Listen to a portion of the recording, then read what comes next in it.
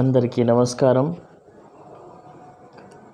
Dear students, మీ అందరికీ SA Hindi teaching TV తరఫున స్వాగతం, సుస్వాగతం. సాధారణంగా 8th class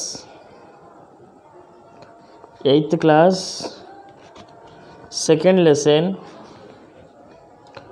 8th class state AP and Telangana second lesson, Hindi second lesson 8th class AP and Telangana states ఇద్దరికి పనికొచ్చే లెసన్ రాజా బదల్ గయా. ఇక్కడ ఒక వీడియో మీరు చూస్తున్నారు కదా పిల్లలు. ఎస్, రాజు మారిపోయాడు.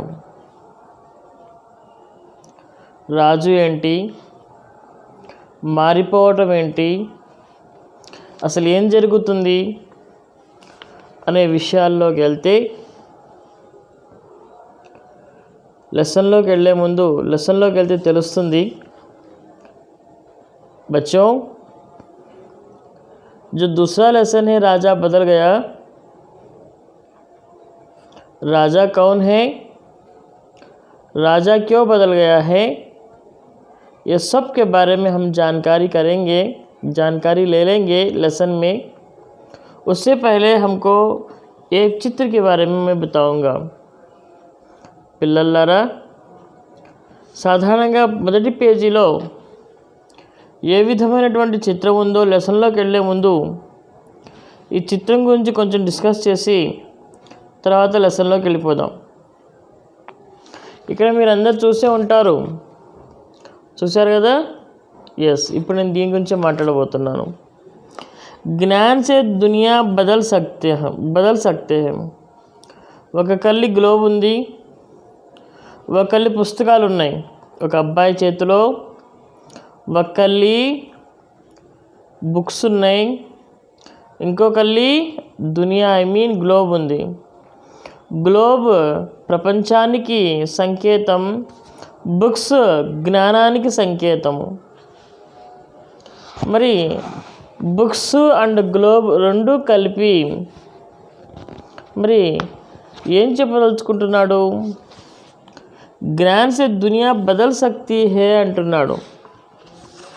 సాధారణంగా మనకు గనక భగవంతుడు ఇచ్చినటువంటి జ్ఞానం ఏదైతే ఉందో, మనలో ఆత్మవిశ్వాసం ఏదైతే ఉందో, చదువుకొని మనం ఇతర విదేశాలకు మనం ఏ విధంగా వెళ్తూ ఉంటామో, ఇలానే ఒక చిన్న ఆలోచన మన జీవితాన్ని మార్చేస్తుంది, ప్రపంచాన్ని కూడా మార్చేస్తుంది అంటూ ఉంటాం కదా. అట్లానే ఆ చదువులో నుంచి వచ్చిందే జ్ఞానము, ఆ జ్ఞానంలో నుంచి వచ్చిందే ఆలోచన, ఆ ఆలోచన నుంచి వచ్చిందే మార్పు, ఆ మార్పుకి వచ్చిందే సంకేతమే జ్ఞానము అని చెప్తున్నాం. డియర్ స్టూడెంట్స్, సాధారణంగా ఈ మార్పు ఏదైతే ఉందో, ఈ మార్పుకు చిహ్నం ఏదైతే ఉందో, ఈ కేవలం 1-2 విషయాల్లోనే కాదు, చదువుకున్నవాడు తలుచుకుంటే దేన్నైనా మార్చగలడు అని చెప్పి ఈ యొక్క లెసన్ ద్వారా మీకు చెప్పదలుచుకుంటున్నాడు. కాబట్టి ఒక చేతిలో గ్లోబ్ పెట్టాడు, ఇంకో చేతిలో బుక్స్ పెట్టాడు. కాబట్టి మీరు చాలా జాగ్రత్తగా అబ్జర్వ్ చేయాల్సి ఉంటుంది అని చెప్తూ ఈ లెసన్లోకి వెళ్ళే ముందు ఒక చిన్న ఉదాహరణ చెప్పేసి పోతాను. సాధారణంగా ఇవాళ పొద్దున ఒక పేపర్ చూస్తూ ఉన్నాను. ఆ పేపర్లో ఒక ఇంటర్మీడియట్ పాస్ అయినటువంటి పిల్లవాడి గురించి, ఆ పిల్లవాడు ఏ విధంగా రతన్ టాటాని ఇంప్రెస్ చేయగలిగాడు అనే దాని గురించి ఒక ఆర్టికల్ ఇచ్చాడు ఇవాళ. డియర్ స్టూడెంట్స్, ఒక ఇంటర్మీడియట్ పిల్లవాడు ఏంటి, కోట్లు, వందల కోట్లు, వేల కోట్లతో వ్యాపారం బిజినెస్ చేసేటటువంటి రతన్ టాటా గారు ఎక్కడ, ఇంటర్మీడియట్ పాస్ అయినటువంటి ఆ స్మాల్ మిడిల్ క్లాస్ పిల్లవాడు ఎక్కడ అని చెప్పి నేను ఆలోచించాను. ఆలోచిస్తా అంటే ఆ యొక్క ఆర్టికల్లోకి వెళ్ళి చదవడం మొదలుపెట్టాను. ఆ ఆర్టికల్లోకి వెళ్ళి చదవటం మొదలుపెట్టిన తర్వాత నాకేమర్థమైందయ్యా అని అంటే, ఆ పిల్లవాడు ఇంటర్మీడియట్ పాస్ అయిన తర్వాత చాలా ఫార్మా కంపెనీస్కి అటాచ్ అయ్యాడు. నేను ఫార్మా ఇది జనరిక్ మందులు పెట్టాలనుకుంటున్నాను, నాకు మీ కంపెనీ నుంచి ఫలానా కంపెనీ నుంచి అన్ని కంపెనీల నుంచి నాకు మందులు పంపించండి, నేను పేదలకు నిరుపేదలకు అందరికీ కూడాను ఆ యొక్క మందుల్ని అందుబాటు ధరల్లో ఉంచుతాను అని చెప్పి ఆ పిల్లవాడు చాలా కంపెనీలకి రిక్వెస్ట్ చేసుకోవడం జరిగింది. కానీ దానికంటూ ఒక 10-15 లక్షలు కావాల్సి ఉంటుంది. ఆ పిల్లవాడు రిక్వెస్ట్ చేసినా కూడా ఎవరు పట్టించుకోవట్లేదు. చివరికి ఆ పిల్లవాడు తిరిగి ఆ అబ్బాయి ఇంట్రెస్ట్ని బట్టి ఒక 2-3 కంపెనీలు ఆ అబ్బాయి చేత సైన్ చేయించుకున్నాయి. ఆ జనరిక్ మందులు పెట్టడానికి ఆ యొక్క కంపెనీలు ఆ యొక్క పిల్లవాడిని అప్రోచ్ అయ్యి ఆ పిల్లవాడు పెట్టడం స్టార్ట్ చేశాడు. ఆ పిల్లవాడు స్టార్ట్ చేసి 2 సంవత్సరాలకి 5 బ్రాంచులు చేశాడు. ఇంకో 2 సంవత్సరాలకి 15 బ్రాంచులు చేశాడు. ఆ తర్వాత 25 బ్రాంచులు చేశాడు. ఆ తర్వాత ఏకంగా 500 బ్రాంచీలకి ఓనర్ అయిపోయాడు ఆ పిల్లవాడు. అప్పుడు డైరెక్ట్ టాటా కంపెనీస్వే ఆ పిల్లవాడి దగ్గరికి వచ్చి ఆ పిల్లవాడి యొక్క ఐడియాస్ తెలుసుకొని, ఆ పిల్లవాడి యొక్క గొప్ప ఐడియాస్, ఆ జెనరిక్ మందులు పెట్టే విధానం, పేదవాళ్ళకి అప్రోచ్ అయ్యే విధానం, పేదవాళ్ళ దగ్గరికి ఈ మందులు ఏ విధంగా తక్కువ ధరకి పోతా ఉన్నాయో అవన్నీ తెలుసుకొని టాటా గారే స్వయంగా ఆ పిల్లవాడి దగ్గరికి, ఆ పిల్లవాడి యొక్క జనరిక్ మందుల షాపుకి తన కంపెనీ యొక్క మందులు కూడా పంపించడం స్టార్ట్ చేశారు.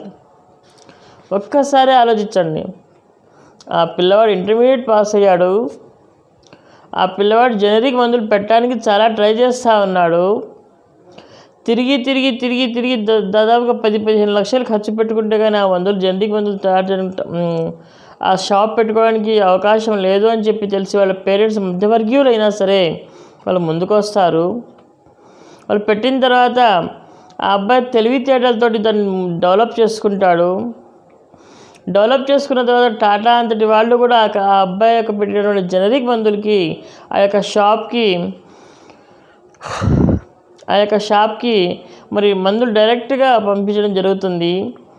ఇక్కడ నేను చెప్పదలుచుకుంటుందల్లా ఏమిటి అంటే, ఒక్క చిన్న థాట్ ఏదైతే ఉందో మన జీవితాన్ని మార్చేస్తుంది. అదే ఆ పిల్లవాడి థాట్నే రియల్గా తన జీవితాన్ని మార్చింది. తనతో పాటు ఒక 500 మందికి, ఒక 1000 మంది దాకా జాబ్ క్రియేట్ చేయగలిగింది. ఇదే చెప్తున్నా, ఒక ఆలోచన మార్చేస్తుంది ఎవరినైనా సరే, ప్రపంచాన్నైనా సరే మార్చేస్తుంది.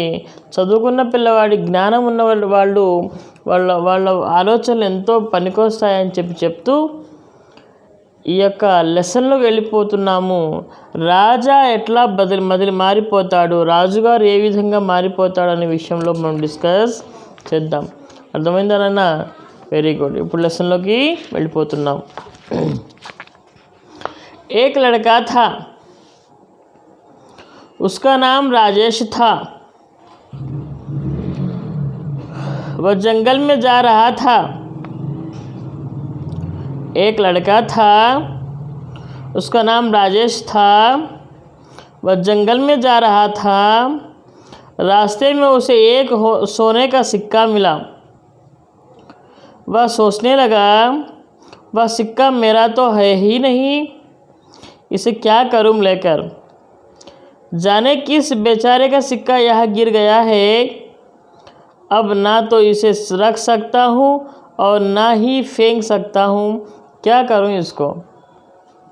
సాధారణంగా ఒక పిల్లవాడు ఉండేవాడు. ఆ పిల్లవాడి పేరు రాజేష్. అతడు అడవి గుండా తను ఏదో పని మీద వేరే ఊరికి వెళ్ళిపోతూ ఉన్నాడు. వెళ్ళిపోతున్నటువంటి సందర్భంలో మార్గమధ్యంలో ఆ పిల్లవాడికి గోల్డ్ కాయిన్ ఒకటి దొరుకుతుంది. ఆ గోల్డ్ కాయిన్ తీసుకున్న తర్వాత ఆ పిల్లవాడు చాలా బాధపడుతున్నాడు. అయ్యయ్యో, ఈ గోల్డ్ కాయిన్ ఎవరిదో ఏంటో, ఆ గోల్డ్ కాయిన్ ఎవరిదో ఏంటో, పాపం ఎవరు పాడేసుకున్నారో, వాళ్ళు ఎంత ఇబ్బందిలో ఉన్నారో అని చెప్పి ఆలోచిస్తూ దీన్ని ఎవరిదైతే వాళ్ళకి ఇద్దాంలే అని చెప్పి అనుకుంటాడు. కానీ ఆ కాయిన్ నాది కాదు కదా అని చెప్పి అక్కడ పడేద్దామా అనుకుంటూ వద్దా అనుకుంటూ అలా అని అక్కడ పెట్టలేడు, అలా అని జేబులో వేసుకోలేడు. సరే ఏదైతే అదైందిలే అని చెప్పి ఆ పిల్లవాడు ఆ గోల్డ్ కాయిన్ని తీసుకొని చేతిలో పట్టుకొని ముందుకు వెళ్ళిపోతూ ఉంటాడు. చూడండి, ఇవాళ సమాజం ఎట్లా ఉంది అని అంటే ఆ పిల్లవాడిలాగా ఆలోచిస్తుందా ఇవాళ సమాజం? లేదు. దాదాపుగా ఎంతోమంది ఎన్నో రకాలుగా ఆలోచిస్తూ ఉంటారు. ఒక్క 100 రూపాయలు కింద పడిపోతేనే దాన్ని ఎవరిదో అని చెప్పి ఆలోచించుకోకుండా పక్కవాడిది పడిపోయినా సరే వితిన్ సెకండ్స్లో తీసేసుకొని మనం జేబులో పెట్టుకుంటాం మనం. కానీ అలాంటి మంచి విద్యాబుద్ధులు ఉన్నటువంటి ఆ పిల్లవాడు, రాజేష్ అనే పిల్లవాడు, నిజానికి ఆ బంగారు నాణెం నాది కాదు, నాది కానప్పుడు నేను నాదిని ఎట్లా అంటాను అని చెప్పని ఎవరిదైతే పేదవాళ్ళు ఎవరైతే ముందు వస్తారు ఎవరో ఒకళ్ళు, మేబీ వాళ్ళది కావచ్చేమో, వాళ్ళకి ఇచ్చేద్దాము, లేని పక్షంలో ఏదో ఒకటి చేద్దాంలే అని చెప్పి ఆ పిల్లవాడు చేతిలో పట్టుకొని ఆ కాయిన్ని ముందుకు వెళ్ళిపోతూ ఉన్నాడు. చూద్దాం ఏం జరుగుతుందో. यही सब सोचते हुए वह आगे बढ़ा चला जा रहा था। रास्ते में माला जपते हुए एक साधु महाराज उसे मिले। उसने सोचा क्यों या ना यह सिक्का साधु को ही दे दूं। राजेश ने जब वह सिक्का साधु को दिया तो सोने के सिक्कों को देखकर साधु ने आश्चर्य से कहा, बेटा, यह सिक्का हमारे जैसे साधुओं के लिए नहीं है, इसे तो किसी गरीब के दे दो ताकि वह अपना पेट भर सके।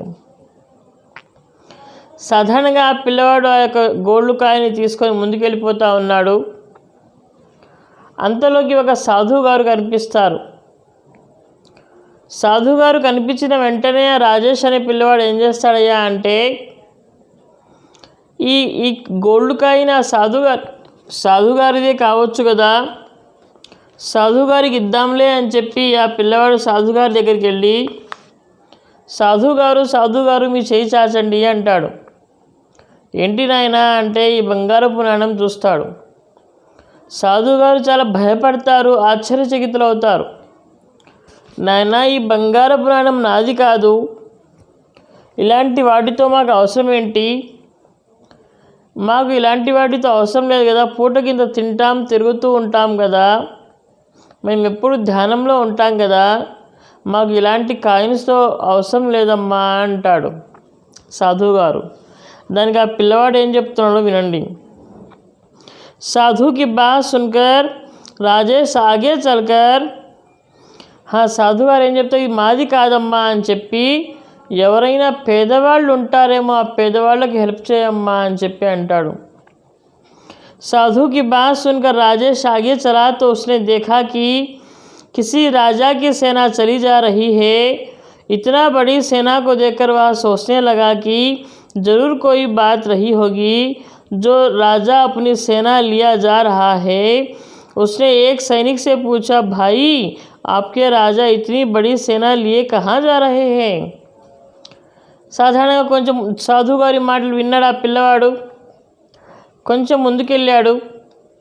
కొంచెం ముందుకెళ్ళేటప్పటికీ అక్కడ ఒక పెద్ద సైన్యం ముందుకెళ్ళిపోతూ ఉంది. రాజేష్ అనే పిల్లవాడు ఆ సైన్యాన్ని చూసి సంథింగ్ ఏదో నడుస్తుంది, ఇక్కడ ఏదన్నా ప్రాబ్లం ఉందేమో అని చెప్పి అక్కడికి వెళ్ళి లాస్ట్లో పోయేటటువంటి సైనికుడిని ఆపి అడుగుతాడు, ఏమండి, ఇక్కడ ఏం జరుగుతుంది, ఎందుకు ఇంతమంది పోతున్నారు, ఎక్కడికి పోతున్నారు అని చెప్పి అడుగుతాడు సైనికుడిని. ఏ హమారే రాజా సూరసింహ్ హే, ఆ యొక్క సైనికుడు చెప్తున్నాడు, ఏ హమారే రాజా సూరసింహ్ హే जब पड़ोसी देश पर आक्रमण कर उसे लूटने जा रहे हैं. उसने जवाब दिया. ఆ లాస్ట్ సైనికుడిని ఆపి ఏమిటి, ఎక్కడికి వెళ్తున్నారు, ఏం జరుగుతుంది అని చెప్పి రాజేష్ అడుగుతాడు. అప్పుడు ఆ రాజేష్కి సమాధానం ఏమొస్తుంది అంటే ఆ సైనికుడి నుంచి, ఇదిగో ముందెళ్తున్నారు కదా మా మహారాజు సూరసింహ గారు పక్క రాజ్యం మీద దండెత్తి ఆ రాజ్యంలో ఉన్నటువంటి సొమ్ముల్ని, డబ్బుని, వైఢూర్యాలన్నింటినీ తీసుకురావడానికి మేము వెళ్తున్నాము అని చెప్పేసి వెళ్ళిపోతాడు. లూట్నే జా రహే హే ఉస్నే జవాబ్ దియా. లూట్నా అంటే ఎస్, ఆ సొమ్ముని తీసుకొచ్చుకోవటం, దొంగతనం చేయటం, గెలిస్తే దర్జాగా తీసుకొచ్చుకోవటం. రాజేష్ రాజా के पास गया, सोने का सिक्का उनकी ओर बढ़ाते हुए कहा, लीजिए महाराज, आप इसे रख लीजिए. बेटा मुझे क्या देना चाहते हो? राजा ने आश्चर्य के साथ पूछा. महाराज, एक साधु ने कहा था कि जो सबसे गरीब दिखे उसे यह सिक्का दे देना. राजेश करुणा स्वर में कहा, बोला, मैं राजा हूँ. राजा, मैं तुझे गरीब लगता हूँ? राजा क्रोध में बोला, महाराज यदि आप अमीर होते तो दूसरे देश के लूटने के लिए इतनी बड़ी सेना लेकर क्यों जाते? राजेश की बात राजा की समझ में आ गई. उन्हें अपनी गलती का एहसास हुआ. राजेश की प्रशंसा करते हुए उन सेना का वापस लौटने का आदेश दिया. उस दिन से राजा ने अपनी संपत्ति जनता की सेवा में खर्च करना आरंभ कर दिया. మరి ఆ సైనికుడు ఫలానా చోటుకి వెళ్తున్నాము, ఫలానా రాజ్యం మీద దండెత్తి ఆ రాజ్యంలో ఉన్నటువంటి అన్నీ కూడా దోచుకోవడానికి పోతున్నాము అని చెప్పేటప్పటికీ ఒక్కసారిగా ఆ పిల్లవాడు ఉరుకుతూ పోయి రాజుగారి కాడికి వెళ్తాడు. రాజుగారు ఈ ₹1 ఉంచండి అని చెప్పి అంటాడు. ఎందుకు నాయన, నాకు ఎందుకు ఇవ్వాలనుకుంటున్నావు అని చెప్పి రాజుగారు ఆ అబ్బాయిని అడుగుతారు. అప్పుడు ఆ అబ్బాయి చెప్తాడు, రాజుగారు, ఈ యొక్క గోల్డ్ కాయిన్ ఏదైతే ఉందో నాకు దొరికింది. ఎక్కడ? ఎస్, అడవిలో దొరికింది. ఈ గోల్డ్ కాయిన్ ఒక సాధుగారికి ఇవ్వబోయాను. ఆ సాధుగారు ఏమన్నారంటే, నాది కాదయ్యా ఇది, ఎవరైనా పేదవాళ్ళు ఉంటే వాళ్ళకి ఇవ్వండి అని చెప్పి అన్నారు. మరి మీకు ఇస్తున్నాను, తీసుకోండి. నేను ఎవరినో తెలుసా? నేను రాజుని అని అంటాడు రాజుగారు. మరి మీరు రాజు అయి ఉండి, ఎంతో ఉన్నతిలో అయి ఉండి వేరే దేశాన్ని దోచుకోవడానికి ఎందుకు వెళ్తున్నారు సార్ అని అడుగుతాడు. అప్పుడు ఆటోమేటిక్గా ఆలోచన మారిపోతుంది. ఆ రాజుగారి ఆలోచన ఒక్కసారిగా ఆ మాటలు గుండెకి తగులుతాయి. ఇమ్మీడియట్లీ ఆ యొక్క రాజ్యం మీదకి దండెత్తి వెళ్ళటం ఆపేస్తాడు. అందరూ ఆగిపోండి అని చెప్పి ఇమ్మీడియట్లీ వెనక్కి తిరగండి అని చెప్పి తన రాజ్యానికి వెళ్ళిపోతాడు. తన రాజ్యంలో ఆ అబ్బాయిని చాలా గౌరవ సత్కారాలు చేస్తాడు. గౌరవ సత్కారాలు చేసి తను పంపిస్తాడు. చూడండి, ఒక చిన్న కాయిన్ లైఫ్ని నేర్పించింది. ఒక చిన్న కాయిన్ ఒక దేశం మీద, ఒక రాజ్యం మీద దండెత్తకుండా చేసింది. అంటే ఆలోచన ఉంటే, ఆలోచన జ్ఞానం ఉంటే, ఆలోచన పరులే కనుక ఎక్కువగా ఉన్నట్లయితే ఇక్కడ ఏం జరుగుతుంది? ఆలోచన జ్ఞానం, ఆలోచన పరులు, ఆలోచించే విధానం మంచిగా ఉన్నట్లయితే ఇలాంటి గొడవలు జరగకుండా, రాజ్యాలు కొట్టుకోకుండా అన్ని దేశాల వాళ్ళు సమానంగా, సంతోషంగా, హ్యాపీగా ఉంటారు అని చెప్పడానికి ఈ యొక్క లెసన్ మంచిగా ఒక మంచి ఉదాహరణ అని చెప్తూ ఈ లెసన్ ఇంతటితో కంప్లీట్ అయిపోయింది. మళ్ళీ నెక్స్ట్ టాపిక్ రేపు చెప్పుకుందాం. మీ అందరూ ఎస్ఏ హిందీ టీచింగ్ టీవీ ఛానల్ని లైక్ చేస్తున్నారని, సబ్స్క్రైబ్ చేస్తున్నారని, అదేవిధంగా షేర్ చేస్తున్నారని చెప్పి నాకు తెలిసింది. మీ డౌట్స్ ఏవైనా ఉన్నా డెఫినెట్గా నాకు కామెంట్ రూపంలో పెట్టండి. వాట్సాప్ నెంబర్ని వాట్సాప్ రూపంలో పెట్టండి. మీ డౌట్స్, ప్రతి ఒక్క డౌట్స్ క్లారిఫికేషన్ చేస్తానని చెప్పి నేను గట్టిగా చెప్తున్నాను. మీ డౌట్స్ క్లారిఫికేషన్ చేయటంతో పాటు మీకు నోట్స్ కూడా ఇస్తాను. సాధారణంగా ఈ లాక్డౌన్ సందర్భంగా పిల్లలందరికీ అసౌకర్యం కలగకుండా అందరూ సౌకర్యార్థము నేను లెసన్ చెప్తాను, లెసన్తో పాటు నోట్స్ కూడా పెడతాను. కాబట్టి మీ అందరి కోసం ఇంత చేస్తున్నాం. భగవంతుడి వల్ల అందరూ బాగుండాలి, మీరందరూ బాగా చదవాలి, మీరందరూ బాగా ఎదగాలి, మీరందరూ బాగా డెవలప్ అవ్వాలని చెప్పి ఆకాంక్షిస్తూ ఇంతతో సెలవు తీసుకుంటున్నాను. మళ్ళీ రేపు కలుద్దాం. శుక్రియా, థ్యాంక్ యూ, ధన్యవాద్.